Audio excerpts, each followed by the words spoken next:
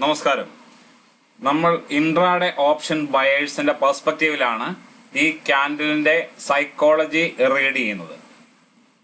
അതായത് first candle മാരിബുസു candle എന്ന് സാധാരണ രീതിയിൽ പറയും.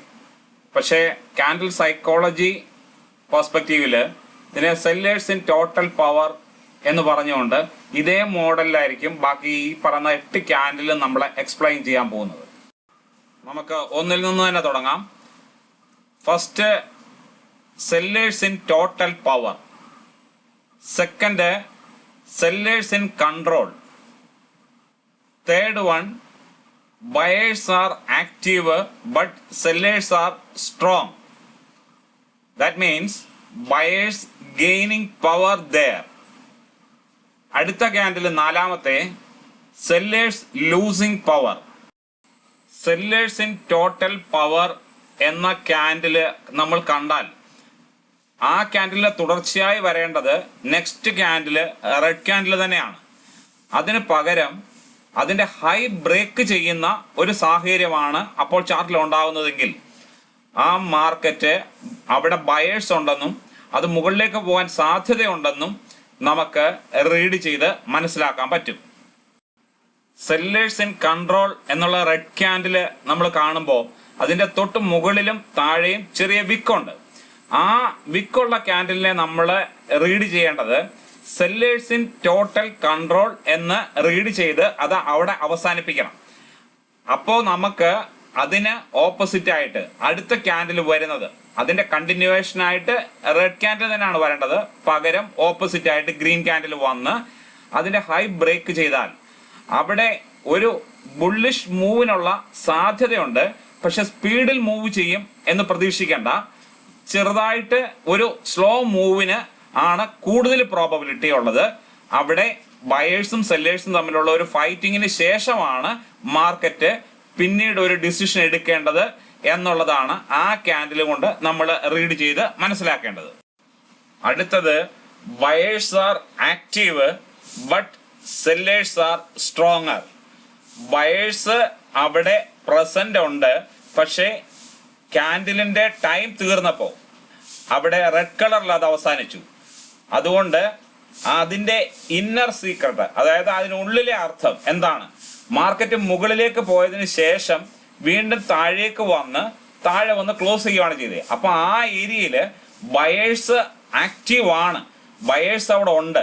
ശരിക്കും അവരുടെ ബയേഴ്സ് ഗെയിനിങ് പവർ, അവരവിടെ ശക്തി ആർജിച്ചുകൊണ്ടിരിക്കുകയാണ് എന്ന് നമ്മൾ മനസ്സിലാക്കിയാൽ അടുത്ത് വരാൻ പോകുന്ന ക്യാൻഡിൽ ഈ ക്യാൻഡിലിന്റെ ഹൈയെ ബ്രേക്ക് ചെയ്താൽ അവിടെ ഒരു ബുള്ളിഷ് മൂവിനുള്ള സാധ്യതയുണ്ട് എന്ന രീതിയിൽ വേണം നമ്മൾ ആ ക്യാൻഡിലിനെ റീഡ് ചെയ്ത് മനസ്സിലാക്കാൻ. അടുത്ത ക്യാൻഡില് സെല്ലേഴ്സ് ലൂസിങ് പവർ. താഴെയാണ് വിക്ക്, മുകളിലാണ് ബോഡി. ക്യാൻഡിലിന്റെ ടൈം തീർന്നപ്പോ നമ്മുടെ ക്യാൻഡിൽ വന്ന് ക്ലോസ് ചെയ്തത് താഴെയാണ്. മാക്സിമം അത് മുകളിലേക്ക് പ്രൈസിനെ കൊണ്ടുചെന്ന് എത്തിച്ച ശേഷം ചെറിയ ബോഡിയിൽ റെഡ് കളറിൽ അത് അവസാനിച്ചു. അപ്പൊ അവിടെ ശരിക്കും പവർ ഉള്ളത് ബയേഴ്സിനാണ്. അതുകൊണ്ട് തന്നെ നമ്മൾ സെല്ലേഴ്സ് ലൂസിങ് പവർ എന്നേ പറയത്തുള്ളൂ. ബയേഴ്സിന്റെ പ്രസൻസ് നമുക്ക് അവിടെ കാണാൻ പറ്റുന്നില്ല. സെല്ലേഴ്സിന്റെ ശക്തി കുറഞ്ഞുകൊണ്ടിരിക്കുകയാണെന്ന് മാത്രമേ നമുക്ക് അവിടെ പറയാൻ കഴിയുള്ളൂ. ഇങ്ങനെയാണ് ആ ക്യാൻഡിലിനെ നമ്മൾ റീഡ് ചെയ്യേണ്ടത്. സെല്ലേഴ്സ് ലൂസിങ് പവർ എന്ന ക്യാൻഡിൽ കണ്ടതിന് ശേഷം അതിന് തുടർച്ചയായി ഒരു റെഡ് ക്യാൻഡിലാണ് ആ ക്യാൻഡിലിന്റെ ലോ ബ്രേക്ക് ചെയ്തുകൊണ്ട് താഴേക്ക് വരുന്നതെങ്കിൽ അവിടെ പിന്നെ ബയേഴ്സിന്റെ പ്രസൻസിന് വളരെ ബുദ്ധിമുട്ടായിരിക്കും. ബയേഴ്സിന്റെ പ്രസൻസ് അവിടെ ഉണ്ടാവാനുള്ള സാധ്യതയില്ല. അതുകൊണ്ട് തന്നെ നമുക്ക് അതിന്റെ ഹൈ ബ്രേക്ക് ചെയ്യാതെ ഒരു കാരണവശാലും ഒരു ബുള്ളിഷ് മൂവ് എക്സ്പെക്ട് ചെയ്തിട്ട് കാര്യമില്ല എന്ന രീതിയിലാണ് ആ ക്യാൻഡിലിനെ നമ്മൾ റീഡ് ചെയ്ത് മനസ്സിലാക്കി വെക്കേണ്ടത്.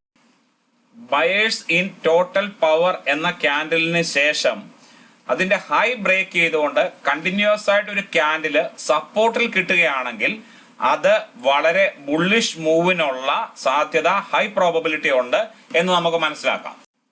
Buyers in control candle. ഈ ക്യാൻഡിൽ ഫോം ചെയ്തത് ബയേഴ്സും സെല്ലേഴ്സും തമ്മിലുള്ള ഒരു ഫൈറ്റിംഗ് നടന്നതിന് ശേഷമാണ്. കാരണം അതിന്റെ മുകളിലും താഴെയും വിക്കുണ്ട്. ഈ ക്യാൻഡിലിന്റെ ഹൈ ബ്രേക്ക് ചെയ്താലും ഒരു ബ്രേക്ക് ഔട്ടിനുള്ള സാധ്യത കുറവാണ്. കാരണം ഇപ്പോൾ നടന്ന ഫയർ ഫൈറ്റിംഗ് ഇനിയും തുടർന്നേക്കാം. അത് തുടർന്നതിന് ശേഷം ഒരു കൺസോൾട്ടേഷൻ റേഞ്ച് ചിലപ്പോൾ ഫോം ചെയ്യാനുള്ള സാധ്യത ഉണ്ടാകാം.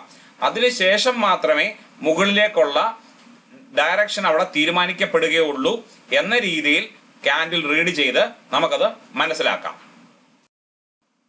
അടുത്ത candle sellers are active but buyers are stronger. അതായത് ഒരു ഫയർ ഫൈറ്റിങ്ങിന് ശേഷം, ഒരു മൽപ്പിടുത്തത്തിന് ശേഷം സെല്ലേഴ്സ് അവിടെ ആക്റ്റീവായി നിന്ന മാർക്കറ്റില് ബയേഴ്സ് അവരുടെ ശക്തി കാണിച്ചു. ബുള്ളിഷ് പിൻബാറെന്ന് നമ്മൾ നോർമലി പറയുമെങ്കിലും ഇതിനെ സൈക്കോളജിക്കലി നമ്മൾ റീഡ് ചെയ്യുമ്പോൾ സെല്ലേഴ്സ് ഗെയിനിങ് പവർ എന്ന് മാത്രമേ നമ്മൾ അവിടെ റീഡ് ചെയ്യാവൂ. കാരണം അവിടെ മാർക്കറ്റ് താഴേക്ക് വരികയും അതിനുശേഷം ഇതിന്റെ മത്സരം അവസാനിക്കാൻ ടൈം ആയപ്പോൾ ആ ക്യാൻഡിലിന്റെ ടൈം തീർന്നപ്പോൾ ആ പ്രൈസിനെ മുകളിലേക്ക് ഉയർത്തി ചെറിയ ബോഡിയിൽ അത് അവസാനിപ്പിച്ചു. അതുകൊണ്ട് തന്നെ അവിടെ സെല്ലേഴ്സിന് പവർ ഉള്ള ഒരു മാർക്കറ്റിലാണ് നമ്മൾ നിൽക്കുന്നത്. അതുകൊണ്ട് ഇനി അടുത്ത് വരുന്ന ക്യാൻഡിൽ ഈ വന്ന ക്യാൻഡിലിന്റെ ലോ ബ്രേക്ക് ചെയ്താൽ അവിടെ ബയേഴ്സിന്റെ പ്രസൻസ്, ബയേഴ്സിന്റെ ശക്തി അവിടെ കുറയും എന്ന് നമ്മൾ മനസ്സിലാക്കി അതനുസരിച്ച് തീരുമാനങ്ങൾ എടുത്ത് ഈ ക്യാൻഡിലിനെ റീഡ് ചെയ്ത് മനസ്സിലാക്കണം. പകരം ഇതിന്റെ ഹൈ ആണ് ബ്രേക്ക് ചെയ്യുന്നതെങ്കിൽ സെല്ലേഴ്സ് ഗെയിനിങ് പവർ എന്ന ആ അർത്ഥം മനസ്സിലാക്കിയ ക്യാൻഡിലിന്റെ അല്ലെങ്കിൽ അങ്ങനത്തെ മാർക്കറ്റിൽ ബയേഴ്സ് വീണ്ടും അഗ്രസീവായിട്ട് ആക്റ്റീവ് ആയാൽ മാത്രമേ ഇതിന്റെ ഹൈ ബ്രേക്ക് ചെയ്യപ്പെടുകയുള്ളൂ എന്ന അർത്ഥം, ഇന്നർ മീനിങ് നമ്മൾ മനസ്സിലാക്കിക്കൊണ്ട് ഇതിന്റെ ഹൈ ബ്രേക്ക് ചെയ്യുകയാണെങ്കിൽ ഒരു ബുള്ളിഷ് മൂഡിലേക്ക് മാർക്കറ്റ് മാറാൻ പോവുകയാണ് എന്ന രീതിയിൽ നമ്മൾ ഇതിനെ മറിച്ചും കൂടെ ചിന്തിക്കണം. അതുകൊണ്ട് തന്നെ ഇതിന് രണ്ട് മീനിങ് ആണ് ഉള്ളത്. ഈ ക്യാൻഡിൽ ഫോം ചെയ്യുന്നത് സപ്പോർട്ടിലാണെങ്കിൽ അതിന്റെ തുടർച്ചയായി ഹൈ ബ്രേക്ക് ചെയ്തുകൊണ്ട് ഒരു ക്യാൻഡില് ഇതിന്റെ മുകളിലേക്ക് വന്ന് ക്ലോസ് ചെയ്താൽ അവിടെ ഒരു ബുള്ളിഷ് മൂവ് സ്റ്റാർട്ട് ചെയ്യുകയാണ് എന്ന രീതിയിൽ മനസ്സിലാക്കിക്കൊണ്ട് നമുക്കൊരു ഡിസിഷൻ എടുക്കാൻ കഴിയും. ബയേഴ്സ് ലൂസിംഗ് പവർ എന്നുള്ള ക്യാൻഡിൽ ഫോം ചെയ്യുന്നത് ശക്തമായ ഒരു ബയേഴ്സും സെല്ലേഴ്സും തമ്മിലുള്ള ഒരു മത്സരത്തിന് ശേഷമാണ്. കാരണം അതിന്റെ മുകളിലാണ് വിക്ക്, താഴെ ചെറിയ ബോഡിയിൽ അത് അവസാനിച്ചിരിക്കുന്നു.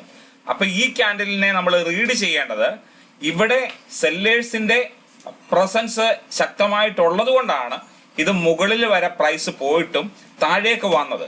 ബട്ട് ടൈം തീർന്നപ്പോൾ അത് ഗ്രീൻ ക്യാൻഡിൽ അവസാനിച്ചു. അതുകൊണ്ട് അത് ബുള്ളിഷ് സ്ട്രെങ്ത് ഉള്ള മാർക്കറ്റ് ആണെന്ന് ഒരിക്കലും നമ്മൾ വിചാരിക്കരുത്. പകരം അവിടെ ബയേഴ്സിന്റെ ശക്തി കുറയുകയാണ്. അത് ആ മാർക്കറ്റിൽ സെല്ലേഴ്സ് ഇപ്പോൾ ആക്റ്റീവായിട്ടുണ്ട്. ഇനി ഇതിന്റെ തുടർച്ചയായി നമുക്ക് കിട്ടുന്ന ക്യാൻഡിൽ ഇതിന്റെ ലോ ബ്രേക്ക് ചെയ്തുകൊണ്ട് ഒരു ക്യാൻഡിലാണ് വരുന്നതെങ്കിൽ അവിടെ ഹൈ പ്രോബബിലിറ്റി മാർക്കറ്റ് താഴേക്ക് പോകാനാണ് എന്ന് മനസ്സിലാക്കണം. പകരം ഇതിന്റെ ഹൈ ആണ് ബ്രേക്ക് ചെയ്യുന്നതെങ്കിൽ നമ്മൾ മനസ്സിലാക്കേണ്ടത് ബയേഴ്സിന് പവർ കുറഞ്ഞ മാർക്കറ്റിൽ വീണ്ടും ബയേഴ്സ് സ്ട്രെങ്തൻ ചെയ്യുകയും അങ്ങനെ അഗ്രസീവായിട്ട് അവിടെ ബയേഴ്സ് ഉള്ളത് കൊണ്ടാണ് ഇതിന്റെ ഹൈ ബ്രേക്ക് ചെയ്തതെന്നും അങ്ങനെ ബ്രേക്ക് ചെയ്തതുകൊണ്ട് ഇതിന് മുകളിലേക്ക് പോകാനുള്ള ഒരു സ്ട്രെങ്ത് ഇവിടെ കിട്ടിയിട്ടുണ്ടെന്നും ഒരു ഫയർ ഫൈറ്റിംഗ് നടന്നതുകൊണ്ട് ചിലപ്പോൾ അത് അഗ്രസീവായിട്ട് മുകളിലേക്ക് പോയിക്കൊള്ളണമെന്നില്ല എന്നും ഒരു ചെറിയ കൺസോൾട്ടേഷനോ സ്ലോ മൂവിങ്ങിനോ സാധ്യത ഉണ്ടെന്നും കൂടി ഇതിന്റെ ഒപ്പം ചേർത്ത് വായിച്ചുകൊണ്ട് നമ്മൾ ഒരു കൺക്ലൂഷനിലെത്തി അതനുസരിച്ച് നമ്മുടെ ട്രേഡ് പ്ലാൻ ചെയ്യണം.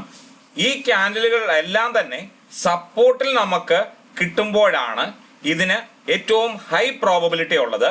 അതായത് ഈ ക്യാൻഡിലുകളെല്ലാം സപ്പോർട്ടിൽ വരികയും ഇതിന്റെ എല്ലാത്തിന്റെയും ഹൈ ബ്രേക്ക് ചെയ്തുകൊണ്ട് ഒരു ഗ്രീൻ ക്യാൻഡില് മുകളിലേക്ക് പോയി ക്ലോസ് ചെയ്യുകയും ചെയ്താൽ അത് ഒരു ബുള്ളിഷ് മൂവിന്റെ തുടക്കമാണെന്ന് നമുക്ക് മനസ്സിലാക്കിക്കൊണ്ട് ഒരു ഡിസിഷൻ എടുക്കാൻ കഴിയും. ഇതിൽ സ്ഥിരമായ നിങ്ങളുടെ പ്രാക്ടീസ് നിങ്ങളുടെ ട്രേഡിങ്ങിനെ വളരെ ഈസിയാക്കും. വീഡിയോ ഇഷ്ടപ്പെട്ടെങ്കിൽ നമ്മുടെ ചാനൽ സബ്സ്ക്രൈബ് ചെയ്യുക, വീഡിയോ ലൈക്ക് ചെയ്യുക. Thank you very much.